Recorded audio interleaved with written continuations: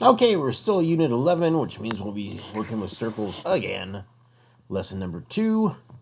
What are we going to do with those circles? We're going to take a look at arcs. We want to try and figure out the measurement of an arc. And we want to see if possibly we've got congruent arcs.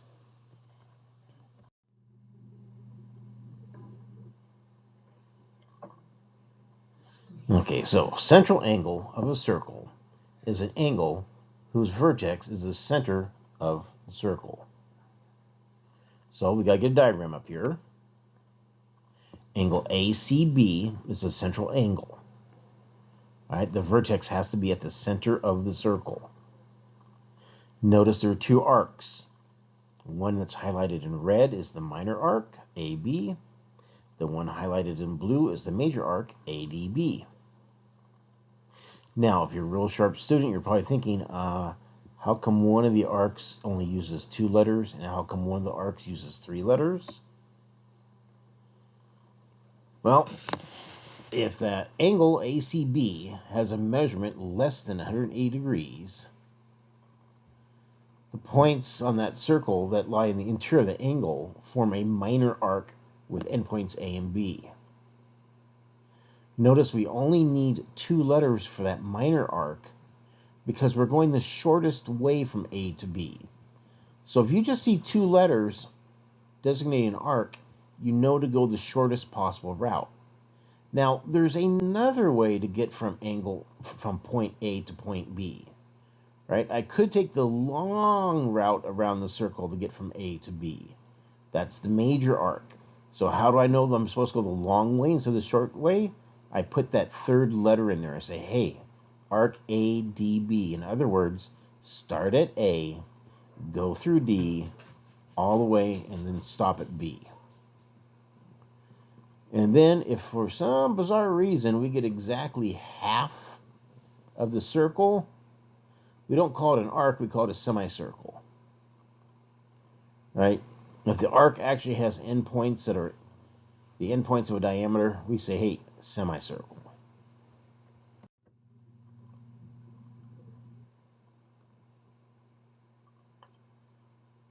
Right? So again, minor arcs, they're just named by the endpoints. If you just see 2 letters, you know you go the short way. But if you're a major arc, or if you're a semicircle, you have to have that third point involved. So we know in the case of the major arc that you're supposed to go the long way, or in the case of a semicircle, you know which half of the circle we're talking about. Notice the symbol for arc actually kind of looks like an arc, kind of like a parenthesis that has been knocked over on its side and elevated above the letters.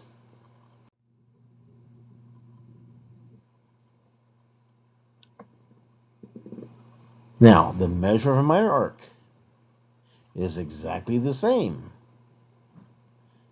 as the measure of a central angle. Now, if I just want to talk about arc AB, I just put the little arc symbol above the AB. But if I want to talk about the value, the number associated with it, I put the M for measure. So notice in the circle, if the central angle is 50 degrees, the measurement of its arc is also 50 degrees.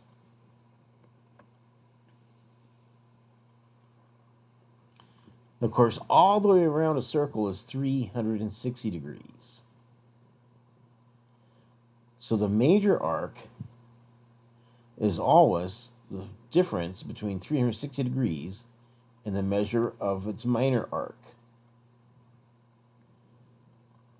And of course, if all the way around the circle is 360 degrees, then half the circle, the semicircle, has to be 180 degrees.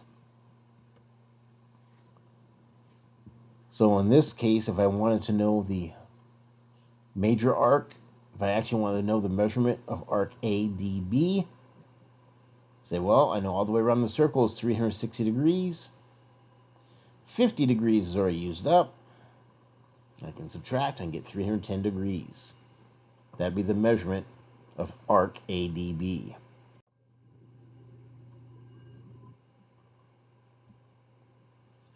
Alright, so let's find each arc on circle P. I know RT is the diameter. And one of the angles is labeled as 110 degrees, one of those central angles. Well, how about arc RS? Well, it's got to be exactly the same as the center angle.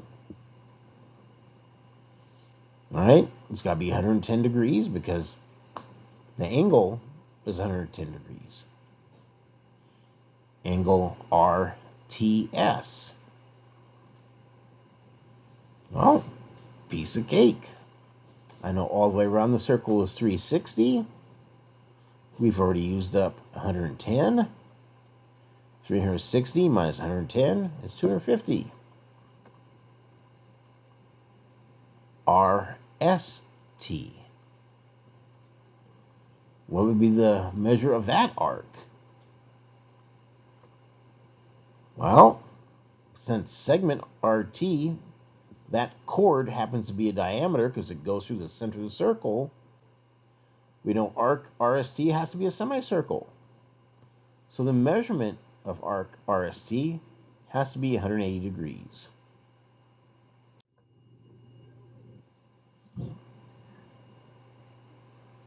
Alright, so two arcs of the same circle are adjacent arcs if they intersect at exactly one point. So this is very similar to when we added two line segments together. Right? If we add two line segments together, they can't like overlap. So same thing with the arcs, right?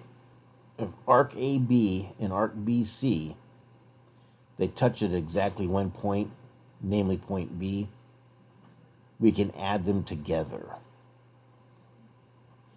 Right? If the arcs overlap, we can't do that. But if they touch at exactly one point, hey, let's add them up. So let's find the measure of different arcs here. How about arc GE? Now again, I only see two letters, so I know I have to go with the short route from G to E. Well, 40 plus 80 is 120. So the measure of arc GE is 120 degrees. How about arc GEF?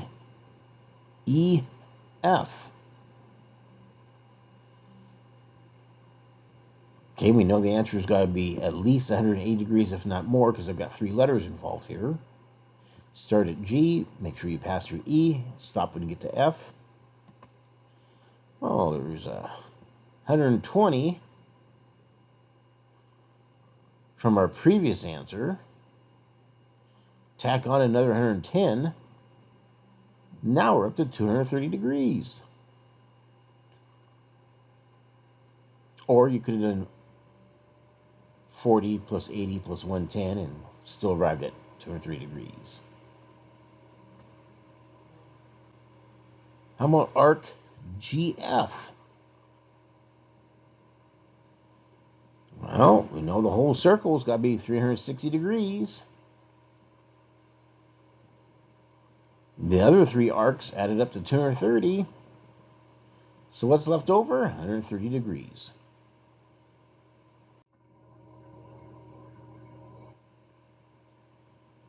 Congruent circles. Well, if they got the same radius, they're congruent. Two circles are congruent if and only if they have the same radius. Much easier than quadrilaterals, triangles, or any other shape.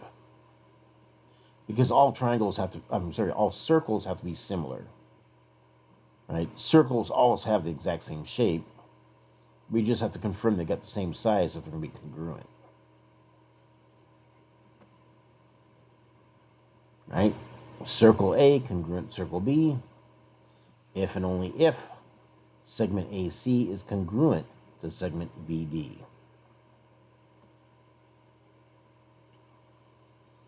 And arcs would be congruent arcs if and only if they have the same measure and they are arcs of either the same circle or congruent circles. right? I can have an arc that measures 50 degrees, but if it's on a very small circle, it's very different than an arc that measures 50 degrees on a very large circle.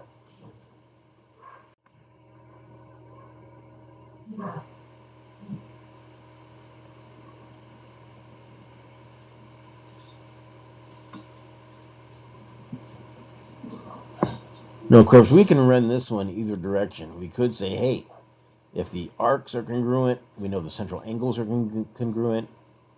Or we can say, hey, if we know the central angles are congruent, we know the arcs have to be congruent.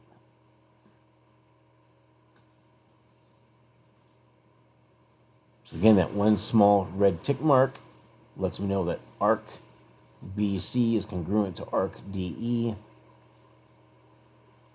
And then those little red angle marks let us know that angle BAC is congruent to angle DAE.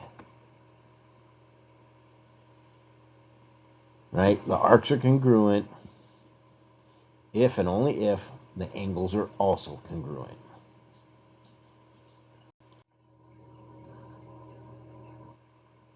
Okay, so let's practice here.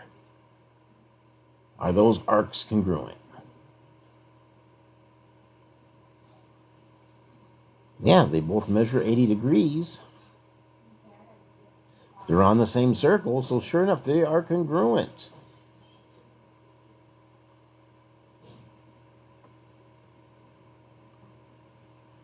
How about example B? Are those arcs congruent? Each arc does measure 90 degrees, but they're on different circles and the circles are not congruent. So although each arc may measure 90 degrees, they are not congruent because they're on different sized circles. One of the circles is much smaller than the other. So those arcs are not congruent. C. Do the arcs have the same measurement? It looks like both arcs are 95 degrees. Are the circles the same size? Yeah. The radius of circle T is marked congruent to the radius of circle X. So those circles are congruent. So if the arcs have the same measurement and the circles are congruent, the arcs have to be congruent.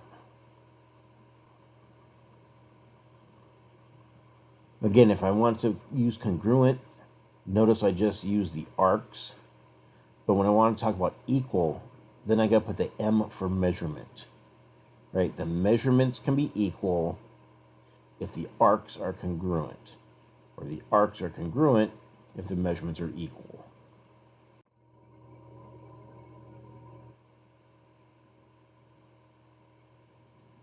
Of course, we got a worksheet that goes with the section.